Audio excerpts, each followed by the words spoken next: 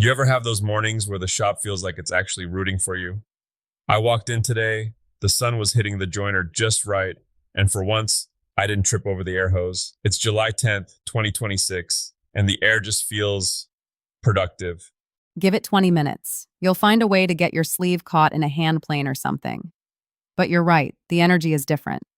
We've got a massive lineup today. We're talking about the 3D printing world finally growing up, some seriously big money moving into the trades, and how to actually get paid for the sawdust you generate. It's a brave new world, Alex. I remember when high tech in the shop was an electronic digital caliper that didn't eat batteries every 3 days. Now, we're looking at Bamboo Lab planting their flag right here in the States. This Bamboo Lab expansion is the real deal. They aren't just a YouTube brand anymore. They're making it so you don't have to be a computer scientist just to print a custom jig. You've been playing with the new budget models, right? I have. And look, I'm a guy who likes the smell of sawdust and the weight of a chisels, but these new machines under 200 bucks, they've changed the math. I used to think 3D printing was just a hobby for people who liked fixing printers, but now it's a tool.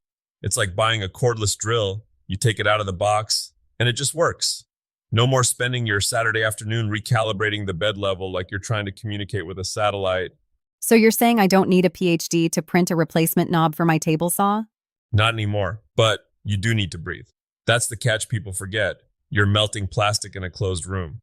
I picked up that PandaSense Pro monitor, the Beak one, and it was a bit of a wake-up call. I always figured if I couldn't smell it, it wasn't hurting me. Turns out, that's a great way to end up with a lungs like a chimney sweep. This little $89 box tracks, VOCs, and emissions. It's like having a safety inspector who doesn't yell at you, just gives you a polite little nudge to open a window.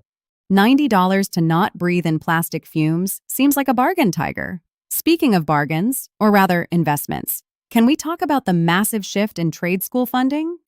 This is the first time I've seen the government actually catch up to the reality of how people want to learn. It's about time.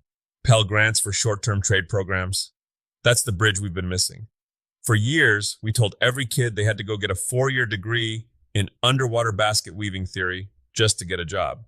Now you can go get your HVAC or welding cert, have the government help foot the bill, and you're into a high-paying career in months, not years. And it's not just the government. Google is putting $50 million into skilled trades. $50 million. They need people to build their data centers, and they've realized they can't just wait for people to magically appear with a pipe wrench in their hand. It's the ultimate build it and they will come scenario. They're offering free training and then a direct line to a job. If I were 20 years younger, I'd be at the front of that line. There's a specific kind of pride in seeing a massive structure on the horizon and knowing you're the one who kept the lights on or the water running. It's honest work that pays like a high-end law firm these days without the billable hours. Sometimes I think you just like the idea of wearing a hard hat, Tiger. But let's pivot to the folks who are already in the shop. The maker moguls. You've seen how the market is shifting. It's not about being a celebrity. It's about being a niche authority. Exactly. Everyone thinks they need 1 million followers to sell a cutting board. Total nonsense. If you make high-end, heirloom quality baby rattles, you don't need the whole world to like your post.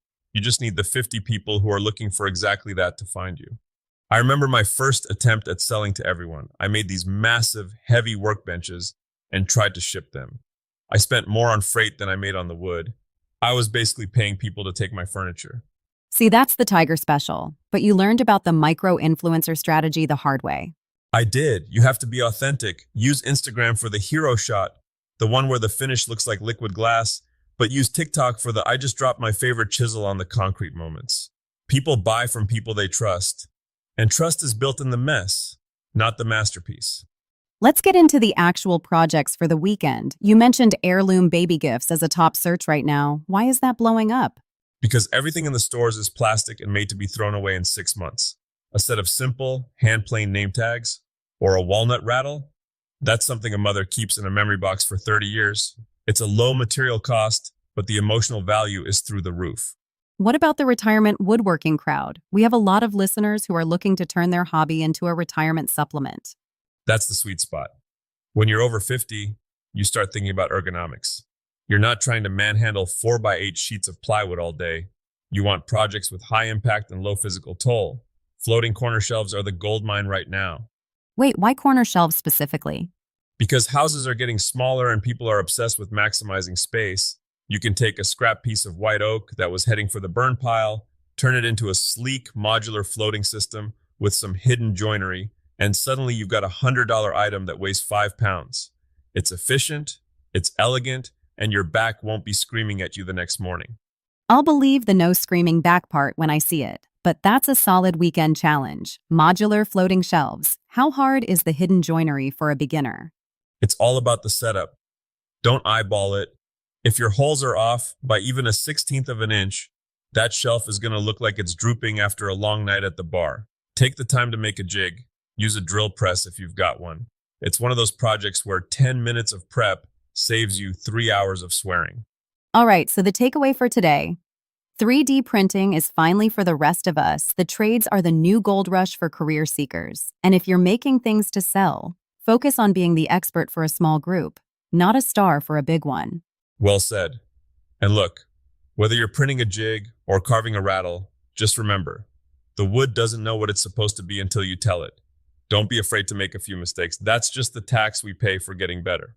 We'll see you all on the next one. Go make something worth keeping. Catch you later, Tigers. Stay sharp.